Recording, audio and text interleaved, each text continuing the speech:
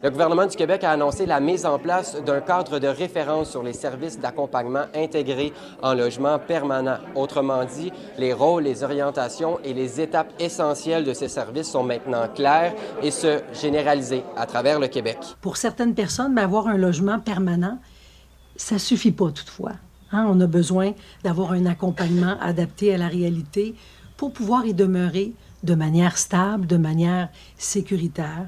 Et c'est exactement ce qu'on vient favoriser avec les projets qui tombent dans le cadre de référence. Donc, on veut moins de parcours du combattant. Parce qu'on sait qu'au quotidien, là, il y a déjà des défis supplémentaires. On se trouve actuellement chez J'ai mon appart dans Grand-Mère à Shawinigan.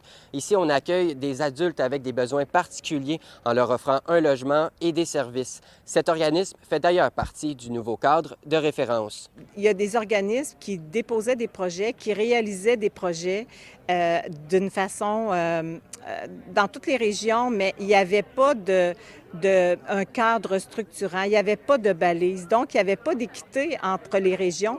Et ce qui se passait, c'est que d'une région à l'autre, on s'entraidait, il y avait beaucoup d'entraide. Oui, c'est très apprécié, intéressant de voir que ça va de l'avant, en espérant que ça va continuer à aller, d'être toujours à l'écoute de ces personnes-là qui ont des grands besoins quand même, là. Le ministre responsable des services sociaux et de la lutte contre l'itinérance, Lionel Carman, était de passage pour annoncer cette nouvelle. D'ailleurs, c'était sa dernière annonce en tant que député. Donc, je suis extrêmement fier de laisser un document, je parle dans mon allocution d'une étape fondatrice, mais c'est vraiment ça. Le mode d'utilisation est noir sur blanc, sur papier. Les projets vont pouvoir avancer de façon concertée. Karine et moi, on va déposer une liste triannuelle de projets qui sont priorisés par nos deux ministères, puis qui vont être là pour que tout le monde puisse consulter. C'est pas facile, la politique. Mais c'est extrêmement gratifiant.